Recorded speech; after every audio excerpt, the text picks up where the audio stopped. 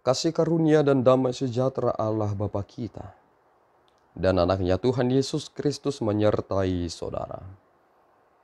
Amin. Shalom saudaraku yang terkasih, di dalam nama Tuhan Yesus Kristus senang bisa menyapa saudara di tempat saudara berada hari ini. Dalam dimensi yang berbeda tetapi dalam dunia yang sama. Sebagai insan yang diciptakan untuk Tuhan, sebelum melakukan rangkaian aktivitas kita pada hari ini, marilah kita mengawalinya dengan mendengarkan firman Tuhan. Selamat pagi, renungan harian kita pada pagi hari ini, Senin 18 September 2023, terdapat dalam Roma pasal yang ketiga, ayat yang ke-25, demikianlah bunyinya. Kristus Yesus telah ditentukan Allah menjadi jalan pendamaian karena iman dalam darahnya. Hal ini dibuatnya untuk menunjukkan keadilannya karena ia telah membiarkan dosa-dosa yang telah terjadi dahulu pada masa kesabarannya. Demikianlah firman Tuhan. Terima kasih. Saudaraku yang terkasih, di dalam nama Tuhan Yesus Kristus, manusia dibenarkan karena iman. Ketika Martin Luther mengatakan itu, ternyata pasca reformasi, setelah 100 tahun reformasi Luther, ternyata orang-orang Kristen Protestan mengabaikan makna penting. Persoalannya adalah seperti ini. Kita sering sekali memahami firman Tuhan itu secara parsial. Ketika Martin Luther mengumandangkan ini, manusia dibenarkan karena iman bukan karena perbuatan, sehingga orang salah berpikir bahwa ketika seseorang telah beriman, ia diselamatkan sehingga tidak perlu lagi berbuat yang baik. Di situ adalah kekeliruan.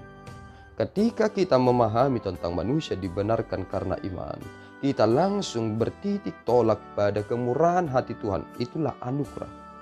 Bahwa tidak ada perbuatan apapun yang boleh dikerjakan manusia untuk mengusahakan keselamatannya. Tetapi ketika kita telah diselamatkan di dalam Kristus, sebagaimana dikatakan oleh Paulus di dalam kitab Roma pasal yang ke-3 ayat 25, Kristus Yesus telah ditentukan Allah menjadi jalan pendamaian karena iman dalam darahnya. Itulah anugerah Allah. Sehingga kita yang tidak layak ini menerima kelayakan itu di dalam pembenaran karena iman. Artinya kita bukan layak, tetapi kita dilayakkan untuk menerima. Itulah iman. Yang seharusnya aku tidak menerima, tetapi aku menjadi menerima.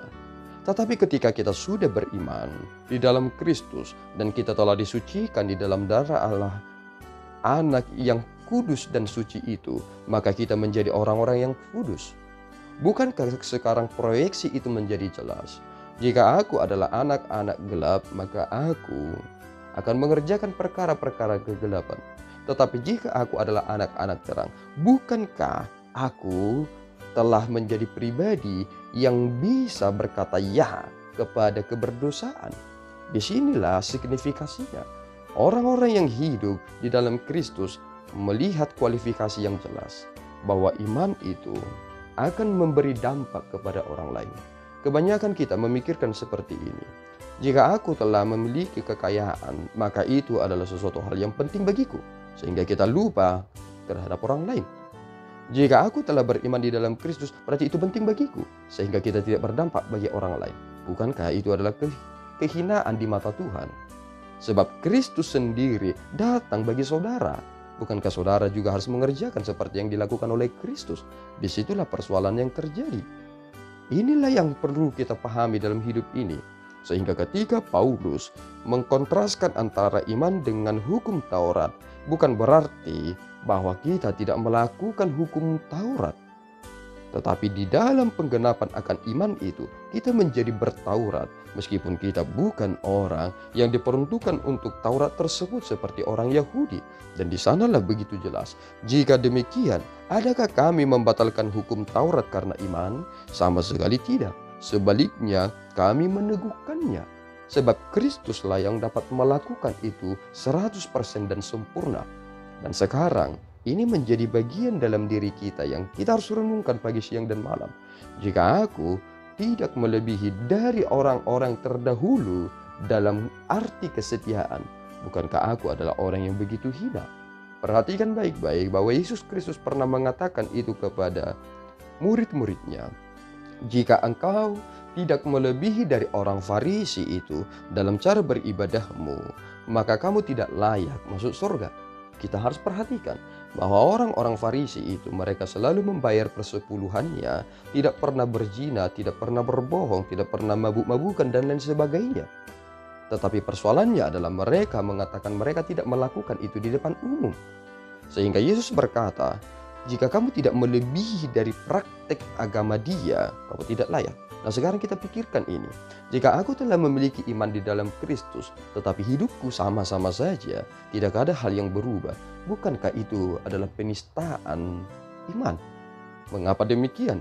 Karena aku memiliki iman, tetapi iman yang membuat aku menjadi batu, tentu itu bukan tuntunan Roh Kudus. Tuntunan Roh Kudus membuat kita beriman di dalam Kristus, sehingga kita dapat melihat worldview yang jelas bahwa kita akan berdampak bagi dunia ini lewat iman yang kita miliki di dalam Kristus. Maka kita akan rela menderita demi kemuliaan Allah, demi kerajaan Allah datang di dunia ini. Itu adalah prinsip yang tegas. Iman akan membuat kita semakin melihat dan tahu apa yang kita harus kerjakan, sehingga kesia-siaan itu tidak akan terjadi, karena Kristus telah memberikan darahnya yang sungguh-sungguh kudus itu untuk kita, sehingga itu dapat membuat kita mengerti bahwa keadilannya telah dinyatakan. Dulu ia membiarkan dosa-dosa yang terjadi pada masa kesabarannya. Ini adalah masa kesabaran. Jika Tuhan memberi waktu, ini adalah masa kesabarannya. Artinya akan ada waktu di mana kesabaran itu akan selesai. Dan itu mengapa saudara harus mengerjakan keselamatan saudara. Tuhan Yesus memberkati, kita berdoa.